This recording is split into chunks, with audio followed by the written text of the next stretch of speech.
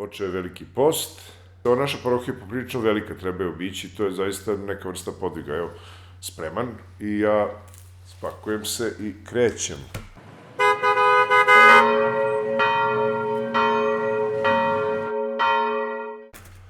Krećem ka vama. Parohija je cela severna Holandija, Amsterdam, ka obali, pa malo još i južnije, tako da stvarno nekad treba čitavati to znanje, neko baratanje mapama, kao neki generalštabni plan praviti da bi se stiglo.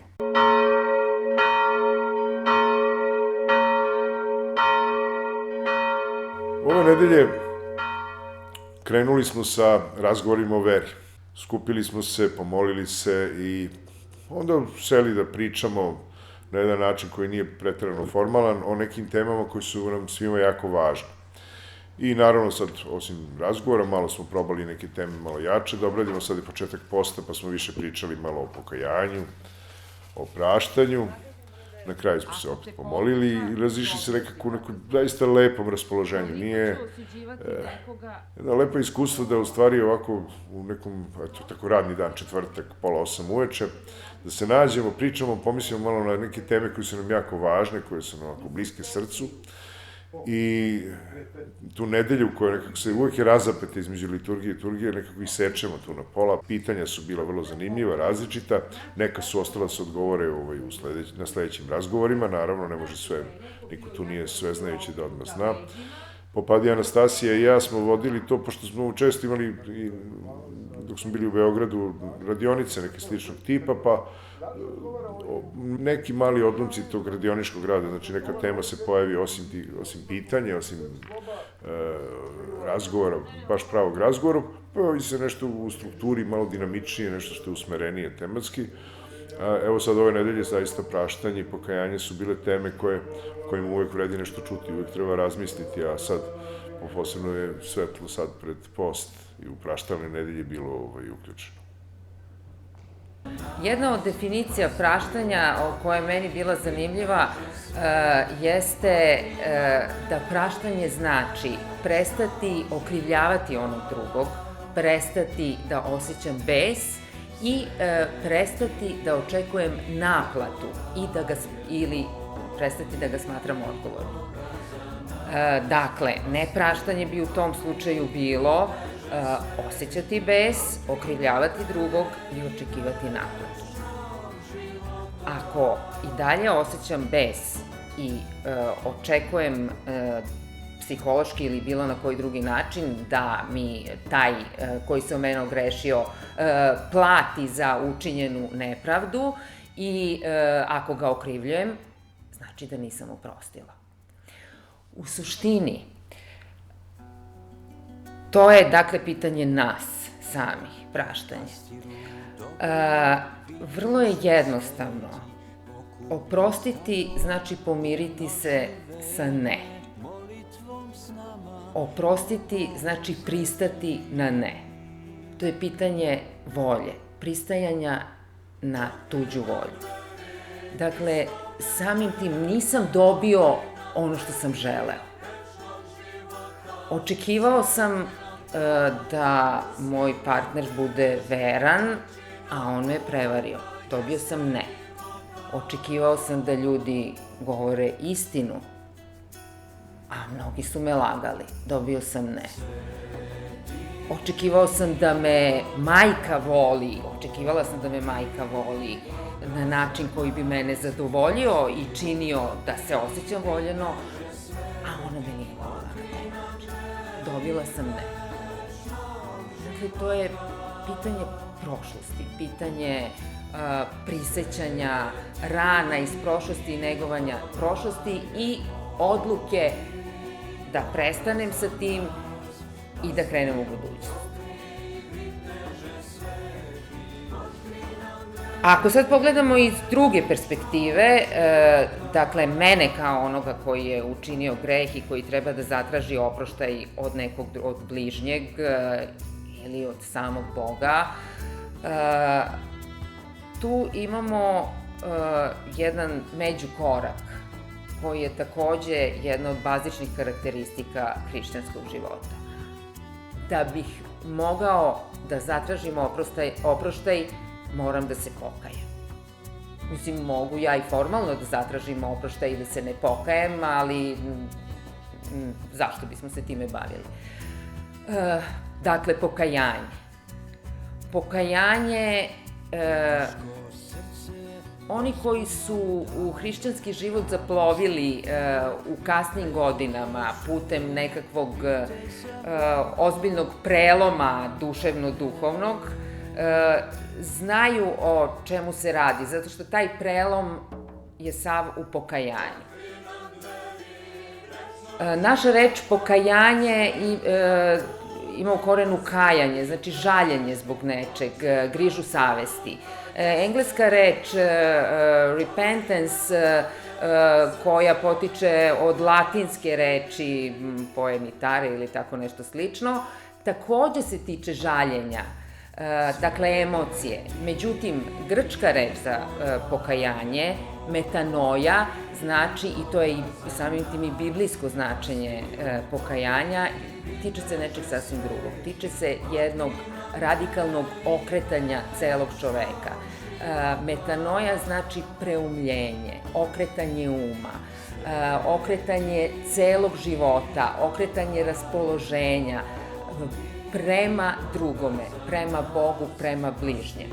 U biblijskom smislu to je, ja sam stajala okrenuta leđima od nekog i okrenula sam se i ugledala sam tog drugog. To je pokajanje. Pokajanje je izlazak iz sopstvene sebeograničenosti i ulazak u komunikaciju sa drugim. Dakle, da bih mogla da zatražim oproštaj, moram da se pokajem. I to je ova cela služba u nedelju, večernje na nedelju praštanja, koja je jedna divna služba sa velikim poklonima koje se zovu metanije, odnosno metanoje, koje su dakle, ti pokloni koji su izrazi pokajanja, koji su sada izraz našeg raspoloženja, pred početak Velikog posta pokajnog raspoloženja. Ova služba se drugačije zove izgnanje Adama iz raja. Dakle, svi smo mi sada sa praocem Adamom seli nasprem raja i gorko plakali. I post može da počne.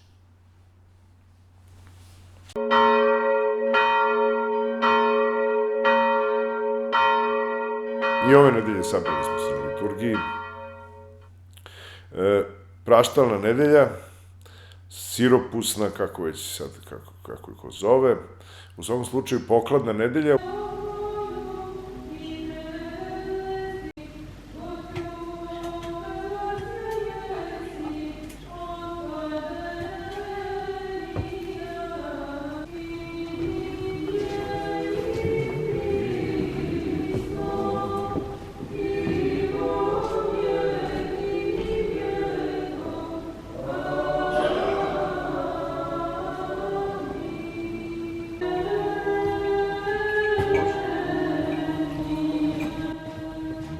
Blagočestivi i Hristoljubilo hrišćanski, ljubimo jedni druge, da bismo jednodušno ispovedali.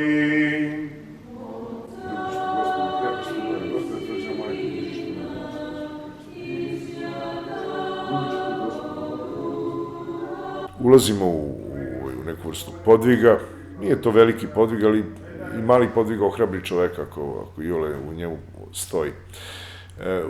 Tako da je posle liturgije neke molitve na kraju liturgije i neki deo večernje dodali, pa je bilo i pokajnih molitvi tih početka na početak, znači posta praktično.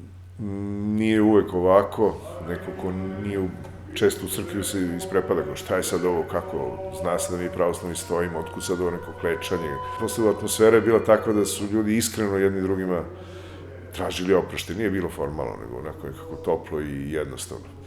Hvala Bogu, tako smo se otisnuli u Veliki post, pa sad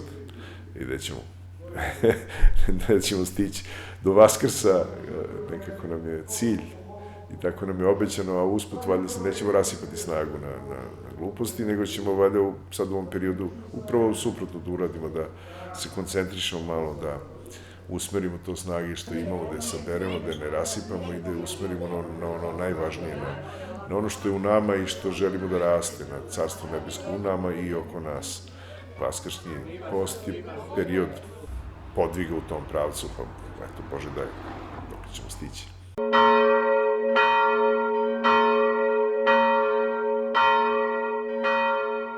Ne stižemo uvijek da odgovaramo na pitanje, nekad su i prepune emisije, ali čekamo vaše pitanje zaista. Evo jedno pitanje se odnosilo na Popadije, uloga Popadije.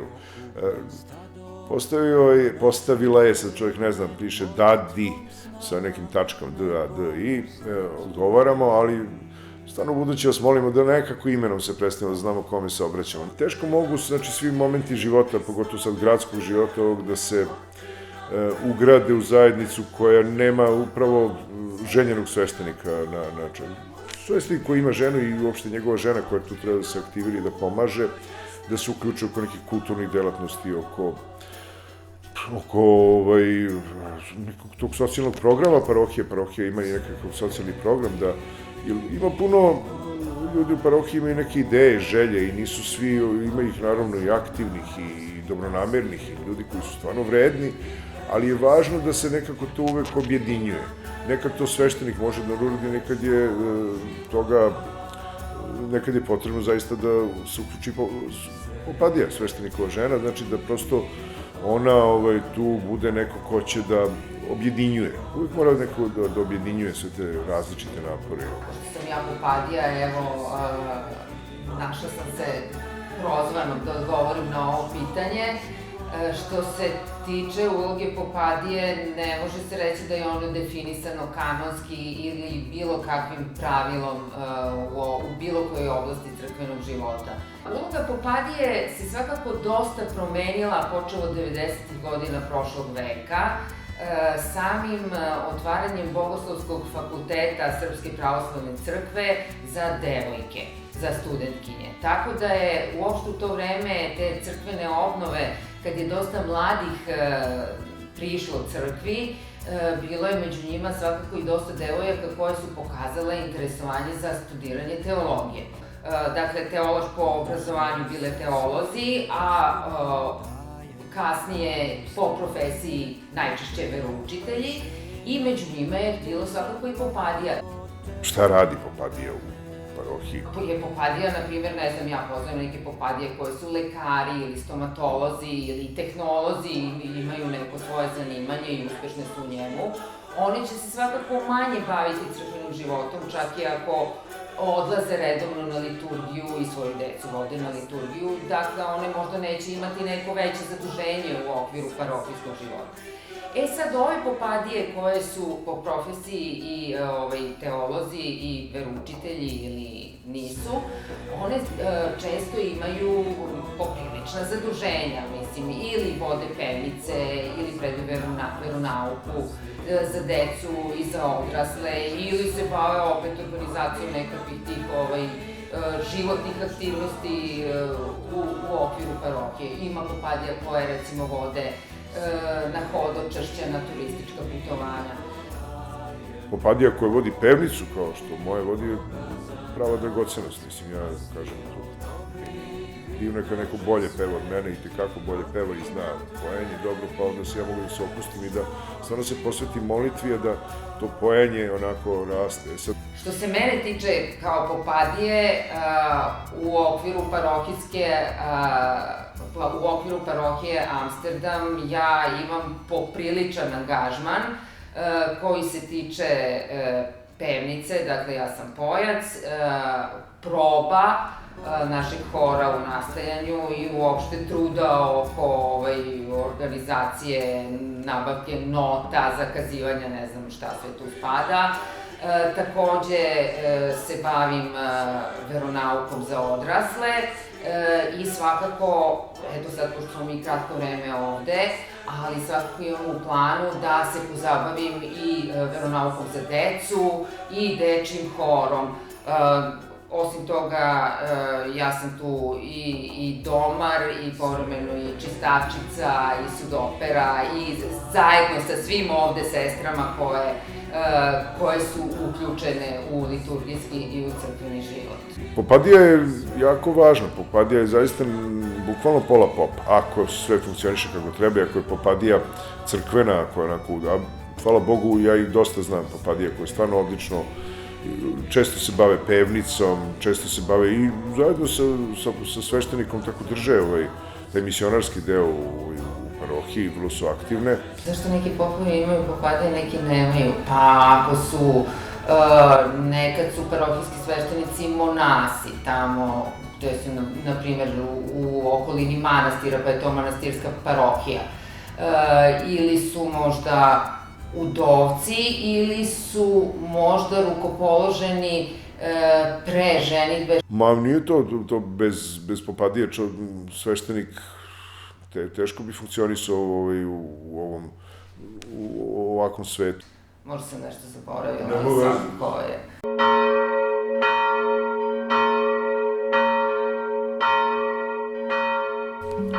Tokom emisije mogli ste da čujete ovu muziku koju smo negde podvukli ispod nekih priloga, a to je u stvari sa najnovijeg albuma Asima Sarvana u vreme ono, koji su pravili zajedno Asim Sarvan i iguman Vaznesenja, manastira Vaznesenja i Ovčarsko-Kalbarskoj, otac Timotej, koji, znači, osim što je dobar govornik, besednik, što su njegove propovedi vrlo posećeni, okupljaju ljude iz tog kraja, ne samo propovedi, njegov rad, ceo misionarski, ali evo je sad i ovde pisao tekstove nekih pesama na ovom albumu, on i Asim se dugo znaju, to su se odlučili da naprave nešto zanimljivo, tako da eto i opet iz te čačanske zone jedna zanimljiva vest stigla.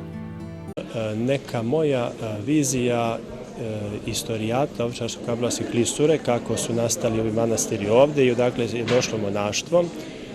I ta pesma počinje rečima u vreme ono.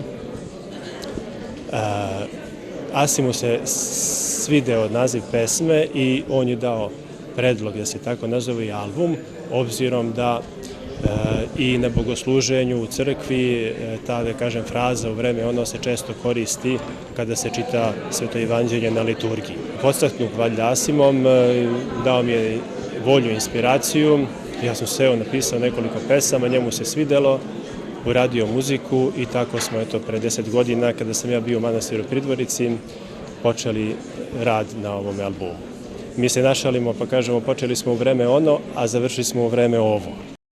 Bilo je pre više godina, su bili ti pokušaj spajanja i neki su njih vrlo uspeli, znači pokušaj spajanja popularne muzike i duhovnog pristupa, duhovnih tema. Čuven je bio album Iznad istoka i zapada, onda su akcije oko Đurđevih stupova, podignu stupove, to su se nalazili vrlo često u tim nekim zajedničkim projektima razni muzičari i to je uopšte jedna onako praksa koja je malo u zadnje vreme se začutala, nekako malo se umirila, ali evo zanimljivosti. Ovo je sad možda malo tiše od toga, ali ne manje zanimljivo.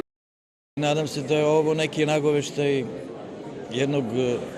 jedne uspešne saradnje, pre svega oca Timoteja i mene, i ako to bude išlo kako je počelo, nadamo se i drugom CD-u. Za promociju u Čačku bilo je zaslužno udruženje IRMOS. Nakon Vaskrsa sledi dalja promocija po Srbiji, Republici Srpskoj, Crnoj Gori, Nemačkoj i drugim zemljama. I Asim Sarvan i otac Timotej izrazili su ovom prilikom nadu da će album muzikom i rečima pesama doprineti da budemo bolji ljudi.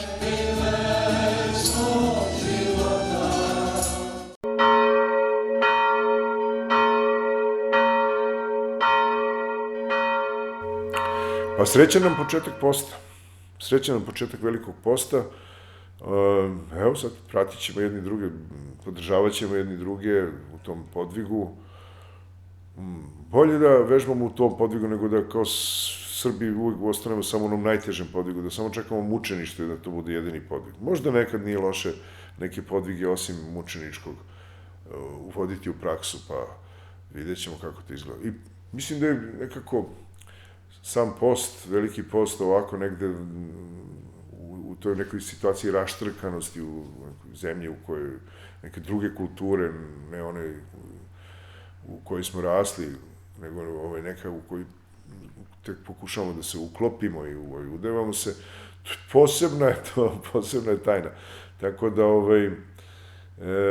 još nemam dovoljno iskustva u tome, ali evo, ljudi koji imaju, to vidim, znači, osim toga šta će se tu jesti, kako će se funkcionisati, to nije naravno najpresudnije, ali važno, mislim, to je neka podloga, ali ceo stil života posnog da se u ovim gradovima zapada uvede, to i nije mali podvig, tako da šta god uradimo u tom pravcu, eto, hvala Bogu, neće biti loše. Bogu hvala za sve, pa i za ono što je pred nama. Toliko u ovom izdanju Parohije Amsterdam, pa srećan nam post, idemo dalje, ka Vaskrsu, gde bismo inače. Ako Bog da, vidimo se sledeće nedelje.